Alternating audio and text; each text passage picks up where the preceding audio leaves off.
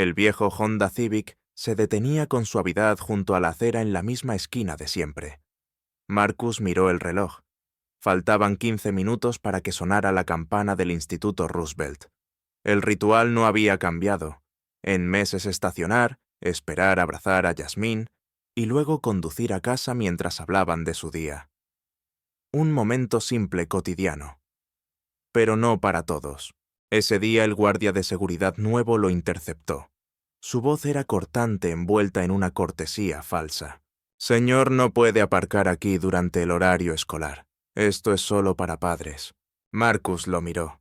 Sus ojos no se movieron ni un milímetro. «Soy padre. Estoy esperando a que mi hija Yasmín salga del colegio». La condescendencia del guardia no se desvaneció. Miró el coche, luego a Marcus, luego el coche otra vez. El juicio estaba dictado. No necesitaba pruebas. Para él, un hombre como Marcus no encajaba. Marcus volvió a sentarse. Su espalda recta, su respiración medida. Sus manos en el volante como si siguiera manejando un Humvee en una carretera hostil.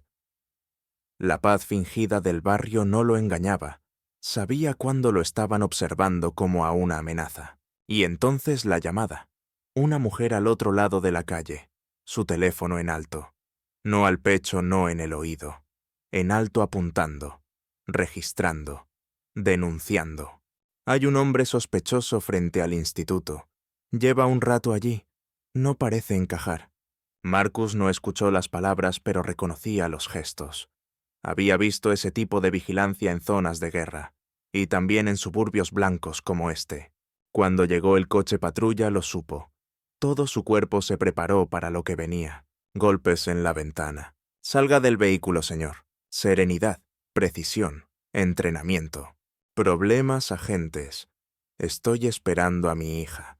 Pero lo que decían no importaba. Solo importaba lo que ellos veían. Dentro del Instituto Roosevelt, Jasmine Thompson estaba en su clase de historia mirando el reloj con ansiedad. Su mente ya no seguía el ritmo del profesor. Lo único que deseaba era ver a su padre esperándola en el mismo sitio de siempre.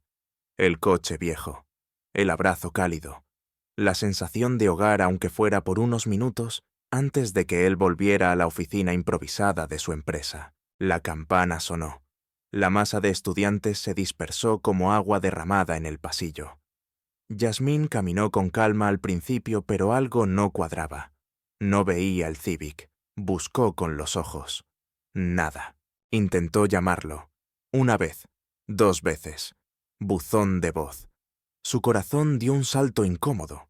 Fue entonces cuando vio algo extraño. Un tumulto pequeño al otro lado de la reja. Policías. Murmullos. Un coche gris. Un hombre esposado. Corrió sin pensar. Las rejas del instituto no permitían ver con claridad, pero lo supo. Era su padre. No por la ropa, no por el coche. Lo supo por cómo estaba parado, con la cabeza alta, con dignidad, incluso en la humillación. Sus piernas temblaban. Un profesor trató de detenerla, de calmarla. Ella se soltó. «Es mi papá. ¿Qué están haciendo con él? ¿Qué ha hecho? No ha hecho nada». Nadie le respondió. Más tarde, sola en casa, Yasmín no dejó de mirar la puerta. Cada sonido en la calle hacía que su corazón se detuviera un segundo. Finalmente llamó a la única persona que podía confiar, su tía Sara. No lloró, no gritó, solo dijo: «Tía, papi no está». No me contesta. Y la policía se lo llevó. El agente David Chen llevaba apenas 3 años en la fuerza. Hijo de inmigrantes taiwaneses, había crecido oyendo 2 narrativas, una que hablaba del deber, la ley y el orden, y otra que susurraba sobre el miedo a llamar demasiado la atención, a cruzar la línea invisible.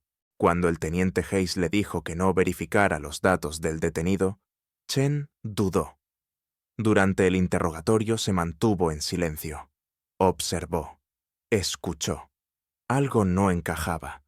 El hombre frente a ellos no mentía. No tartamudeaba. No inventaba excusas. Solo repetía una y otra vez: «Estoy esperando a mi hija». Eso es todo. Pero el teniente insistía. Buscaba grietas, provocaba, se burlaba de la historia del Pentágono, de las credenciales. Chen pidió permiso para ir al baño.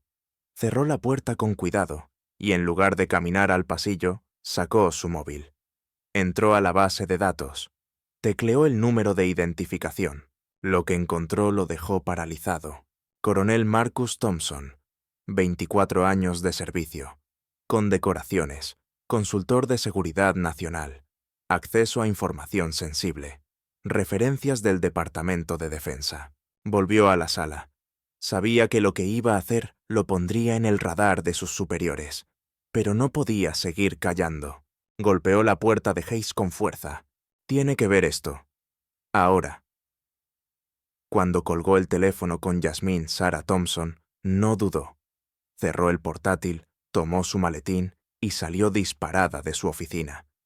Había defendido a decenas de personas víctimas de abuso policial, pero jamás pensó que la llamada más dura de su vida vendría de su propia sobrina. En el camino repasaba todo lo que sabía. Marcus no era impulsivo. No levantaba la voz. No se resistiría ni aunque lo empujaran. Eso era lo que más temía. Al llegar a la comisaría pidió hablar con un supervisor. Silencio. Titubeos. Palabras huecas. ¿Está acusado de algo? Estamos investigando. ¿Investigando qué? ¿Esperar a su hija? Sus palabras fueron cuchillas. Su tono no dejaba espacio para dudas. Quiero su nombre, su placa y el nombre del fiscal de guardia. Esto ya es una demanda. No por ignorancia, sino por mala fe. Comenzó a grabar. Pregunta tras pregunta.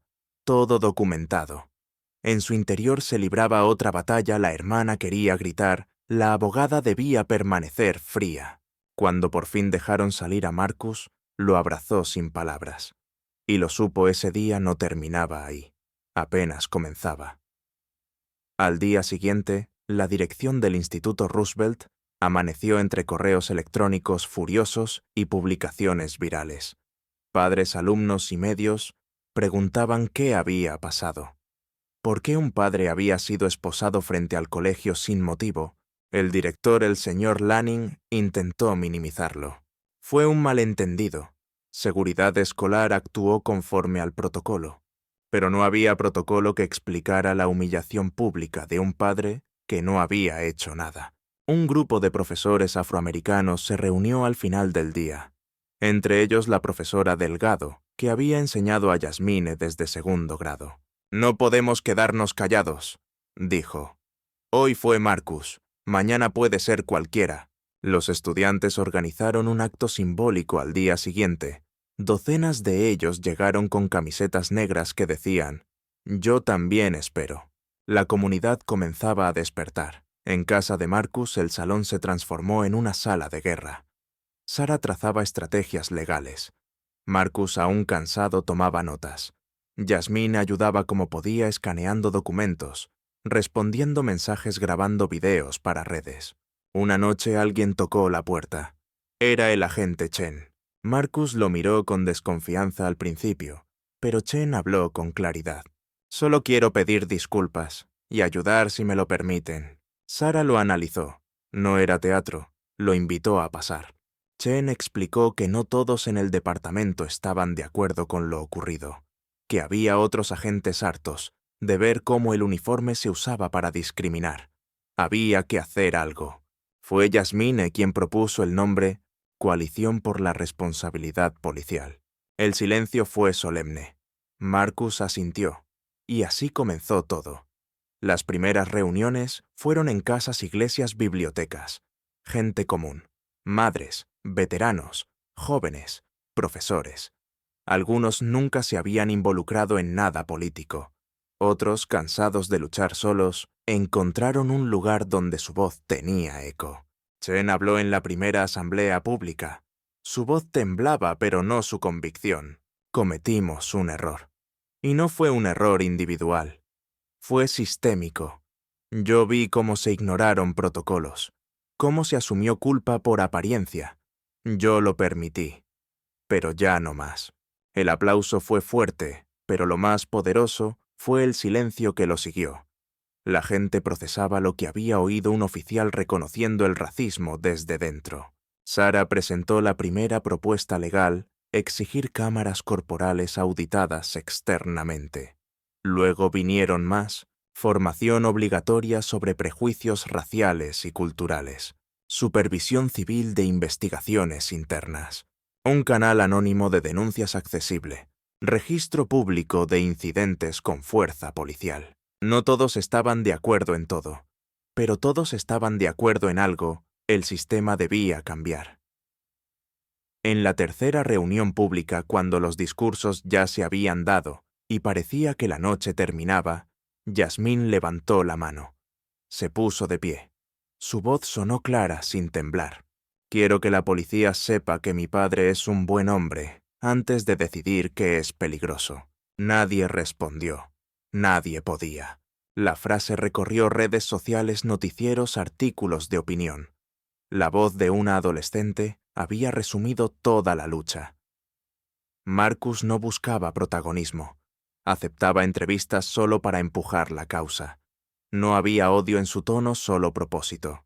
No pedía castigo, sino corrección. Y en ese enfoque ganaba fuerza. La coalición creció. Organizaciones de derechos civiles se unieron. Una escuela ofreció incluir módulos de derechos civiles en su currículo. Un fiscal local aceptó abrir una investigación. Afuera el mundo seguía siendo peligroso para muchos que se parecían a Marcus. Pero algo había cambiado. La comunidad ya no estaba sola. La popularidad de la coalición por la responsabilidad policial crecía día a día, demasiado rápido según algunos. Los medios conservadores comenzaron a reaccionar. Veterano convertido en activista ataca a la policía. ¿Ejemplo de justicia o un plan radical? En la televisión local, un presentador cuestionó si Marcus estaba aprovechando su historia para fines políticos, y en redes comenzaron a circular fotos manipuladas de su juventud, tergiversando su pasado militar. Pero lo más preocupante ocurrió una noche. Una piedra rompió la ventana del negocio de seguridad privada de Marcus. Dentro, una nota. Sabemos dónde vives. Patriota no significa traidor. Sarah lo leyó con rabia contenida, pero Marcus la tomó con calma militar. Si nos atacan, es porque les estamos incomodando.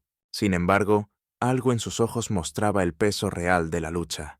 La coalición crecía, pero con ello llegaban nuevas voces, nuevas agendas. Algunos querían confrontación directa con la policía. Otros, negociaciones institucionales. Pronto surgieron tensiones internas. Una figura emergente, Malik joven y carismático, exigía acciones más radicales, boicots, marchas masivas, presión constante. Estamos cansados de esperar. No más mesas de diálogo. Queremos respuestas ya. Marcus lo escuchó. No lo desacreditó, pero respondió con firmeza. La rabia sin estrategia solo alimenta al sistema que queremos cambiar. Esa noche algunos miembros se fueron molestos, pero otros se quedaron reflexionando. La coalición se tambaleaba, pero no se rompía. Yasmín desde su lugar escribió un post. Si estamos divididos, ellos ganan. Mi padre no quiere que gritemos más fuerte. Quiere que nos escuchen más lejos. En el departamento de policía, el agente Chen era ahora una figura incómoda. Lo saludaban con distancia. Sus superiores comenzaron a revisar sus informes con lupa. Lo retiraron de patrullas visibles. Un oficial le dijo con tono sarcástico: ¿Desde cuándo trabajas para los manifestantes? Chen aguantaba, pero el aislamiento pesaba. Una noche encontró su taquilla forzada. No se robaron nada. Solo dejaron una nota. Hay líneas que no se cruzan. Vuelve a tu sitio. Lo pensó mucho. Incluso escribió su carta de renuncia, pero al final la rompió. No me iré. No mientras haya algo por corregir desde adentro. Llamó a Marcus esa misma noche. Estoy contigo. Pase lo que pase. Un mes después de la detención, Marcus volvió al Instituto Roosevelt. Esta vez, no como padre esperando en su coche, sino como invitado en una asamblea escolar. Entró al auditorio con traje y corbata. Aplausos tibios al inicio. Algunos padres seguían incómodos, pero al hablar, su voz transformó la sala. No quiero que mis experiencias los enfrenten con sus vecinos. Quiero que los inviten a mirar distinto. No estoy en guerra con la policía. Estoy en guerra con la indiferencia. El director Lanning se levantó al final, visiblemente tocado. Señor Thompson, le debemos una disculpa pública, y se la dio, frente a todos. La coalición, con ayuda de abogados pro bono, presentó su primera propuesta legislativa, la Ley de Transparencia y Responsabilidad Policial Comunitaria. Incluía auditorías externas a cuerpos policiales, bases de datos públicas de sanciones internas, Comité Ciudadano de Revisión de Casos. Algunos legisladores la ignoraron al principio, pero tras presión pública se abrió la puerta a discutirla. Era un avance, no una victoria, pero suficiente para seguir. Marcus y Yasmín paseaban por el parque una tarde. No hablaban de leyes ni de reuniones, solo caminaban. ¿Te arrepientes de haberte quedado ese día en el coche?, preguntó ella. Marcus la miró. No, porque a veces, quedarse firme es la forma más difícil de avanzar. Y entonces, sin querer, definió su legado. Pasaron 6 meses. El caso Thompson versus Departamento de Policía de Millbrook llegó a juicio federal. No era solo por daños, era un caso simbólico. ¿Puede un ciudadano afroamericano condecorado ser tratado como sospechoso por el simple hecho de existir en un lugar donde no encaja? Sarah actuó como parte del equipo legal, pero esta vez no era solo la hermana. Era la abogada que ponía en jaque a todo un sistema. En la sala se presentaron grabaciones, testimonios, informes internos filtrados por Chen. El jurado escuchó las palabras del teniente Hayes arrogantes sin filtro. Vieron el video de la detención. Escucharon a Yasmín declarar. Su voz quebrada pero decidida. No quiero que arresten a nadie. Solo quiero saber que mi padre no va a desaparecer otra vez. El veredicto fue claro. Violación de derechos civiles y detención ilegal sin causa probable. Marcus ganó el juicio, pero más importante, el juez ordenó una reforma interna supervisada por una comisión externa. Era la primera vez en la historia de Millbrook. El teniente Hayes fue suspendido sin goce de sueldo. Un mes después, renunció antes de que lo despidieran. Algunos lo defendieron, otros en privado celebraron su caída. El agente Chen, en cambio, fue transferido a la nueva Unidad de Supervisión y Transparencia, creada como parte del fallo judicial. Aunque sabía que no sería bien recibido por todos, aceptó el reto. No quiero ser el policía que fui. Quiero ser el policía que debí ser desde el principio. La historia de Marcus se volvió documental. La Coalición por la Responsabilidad Policial recibió fondos comunitarios y el apoyo de universidades. Se abrieron capítulos en otras ciudades. Organizaron talleres en escuelas, formaciones para jóvenes, acompañamiento a víctimas de abusos. Marcus, sin buscarlo, se convirtió en referente nacional. Lo invitaron a hablar en foros, incluso en el Congreso estatal, pero nunca dejó de ir a recoger a Yasmín al colegio. Aunque ya conducía ella, siempre le pedía: «Ven tú, hoy también quiero verte allí». Justo cuando todo parecía calmarse, un joven de 16 años, latino, fue agredido por agentes fuera de su barrio. Las cámaras corporales estaban apagadas. El departamento se negaba a entregar pruebas.